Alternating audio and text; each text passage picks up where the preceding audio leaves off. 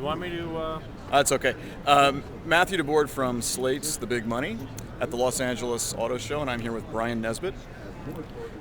Bryan is the general manager of Cadillac, GM's top division, and he was formerly head of North American Design and is the first designer to ascend to the top position at Cadillac. And I just have a quick question for him, maybe two. What are the challenges, Bryan, in moving from the design side to let's call it the business side and running Cadillac? Well, it's been an exciting change because you're really looking at all the other interfaces to the customer. It's not, the product and design. You're really talking about that interface itself, the exterior design, the interior design, the functionality, the features, the nav screen, the cup holder, the seat folding, the design and all the execution, the size of the trunk, all those things that make up the value proposition of the car itself.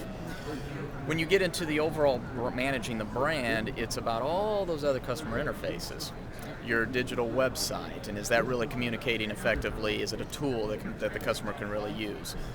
Your facilities themselves, the dealerships, the quality of the service experience. And of course you've got the regular kind of economics of the business, the supply and demand, how things are moving through the pipe. Those things of course have to be managed because ultimately, it is the business, but that it's the customer that really becomes the focus point of the entire business.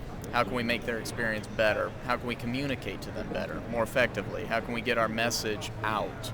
And all those things I find very, very interesting. Cadillac has essentially over the course of the last decade or so redefined itself largely through design. The vehicles look a lot different than they did 10 or 15 years ago. Right. Are you going to continue with that trajectory, and are you going to bring some of your own ideas to the table, or are you kind of turning it over to your former colleagues to bring the stuff to you and see how it works out? Well, we have made an investment that started over a decade ago, to your point, in Cadillac to start rebuilding its reputation.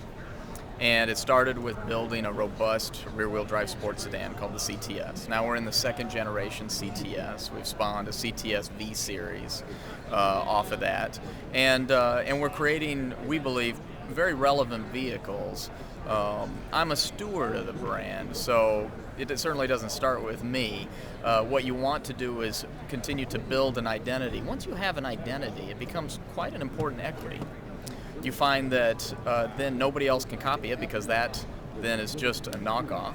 Right. And if you can find something distinctive and original, then you can learn to build on it and mature it and evolve it. But it's a very visually crowded marketplace. People get confused very, very easily. And so you have to find something that has some appeal, has some distinctiveness, has some originality, and some genuine kind of authenticity to it. So we believe we have that in kind of our art and science execution that started back a decade ago. And we'll continue to move that forward. When we see future executions, you see the Converge concept car shows you. Those are, that's a test well, it's a concept car that kind of shows, kind of asking the question what you could expect in the future.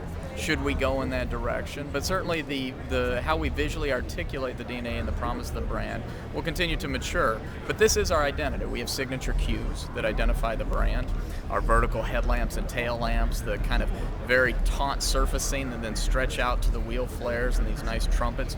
And all of that we take a lot of time to articulate because ultimately you want to express the robustness of the engineering inside it. Terrific. Thanks very much. All right.